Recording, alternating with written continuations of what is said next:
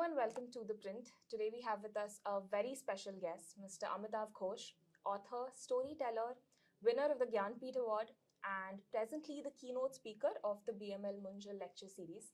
Thank you so much for being with us, Mr. Ghosh. Thank you. Thank you very much for having me. I would like to begin by talking about your latest book, Co-Style. It establishes you very firmly in this genre of what people call eco-magical realism. In a sense, you talk about the environment, but in a very personal way. Would you like to talk a little bit about what is it about this genre that appeals to you? And in a time of climate and environmental crises, how do people on a personal level relate to the environment around them? That's a very good question. But let me say to start with that I really don't subscribe to that genre or any other genre. I had no genre in mind when I was writing the book, because the trouble with writing for a genre is that in some sense, what you write is already dictated for you by the expectations of the genre.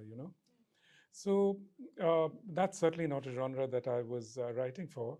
And I would say, moreover, that my book is actually pretty. I mean, I think it's very much a realist book. It's dealing with real world phenomena, and what could be more real than food? And my book is mainly about food. That makes sense. So, when you first wrote your book, Gun Island, in a review, Columbia Journal referred to you as being too optimistic about the future of our climate. That was in 2019. Now, would you still say that you're optimistic about the world's environmental future? I wasn't aware that anyone could describe Gun Island as either optimistic or pessimistic. I mean, it just doesn't pronounce on any of those phenomena, on any of those issues. And I would say the same is true of me. I mean, I believe very much in Gramsci's famous words, that is, uh, pessimism of the intellect and optimism of the will. you know, I certainly think we have to act as though that we can make significant changes, and whether or not actually that action succeeds in changing the world is immaterial. I think it's really, in a sense, our dharma to do it. That we need to act. Now, referring to your topic of today's lecture, and also when you look at the world today, geopolitically, a lot of concerns emerge from the environment and climate, but not in a positive sense. I mean, take for instance, you live in the US, which is under Donald Trump leading black, a sort of global backsliding on environmental actions, the quest for Greenland, for example. As a resident of the United States and as somebody that is a concerned is concerned about environmental issues, how do you view the actions of the United States right now? As you say, there's a huge kind of backsliding in the United States in regard to this. But again, uh, I think it was perfectly predictable. There has been a huge backsliding also in Europe.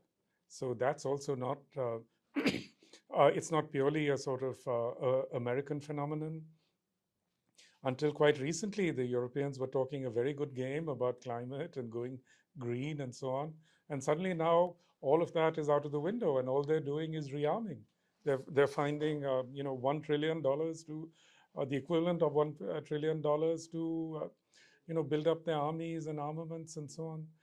But I've always argued right from the start that it's a mistake to think of the world's environmental planetary crisis really as a technological or scientific issue. It's not that. It's primarily a geopolitical issue. It's one of status quo powers trying to cling to their power in the face of an upheaval that's occurring around the world. Makes sense. Moving on, I'd just like to end on a more positive note. You live in New York, which very recently elected Zohran Mamdani as its mayor. What do you feel about that? Where do you think hope lies right now? Is it in young leaders like Zohran Mamdani? Absolutely. I've known Zoran since he was a little boy.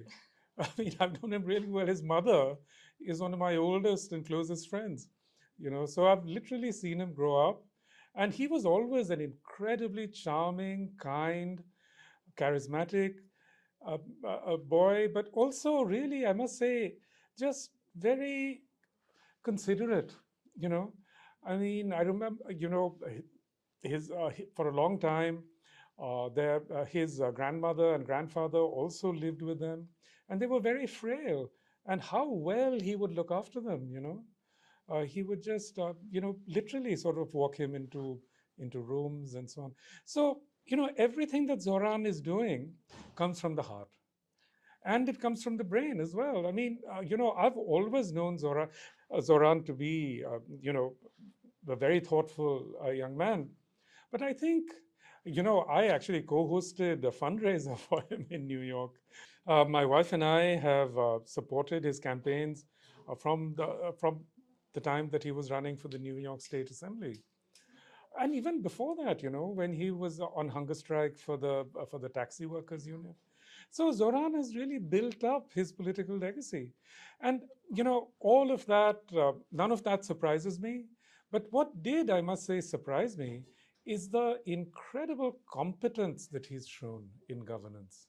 You know, the way that he's put this team together, how fast he's moved his whole agenda forward.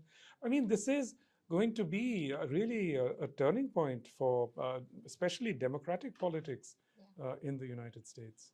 that's great. And it was great to hear from you. Thank you so much, Mr. Ghosh, and all the best with all of your future endeavors. Thank you. Thank you very much. Thank Thank you for you. having me.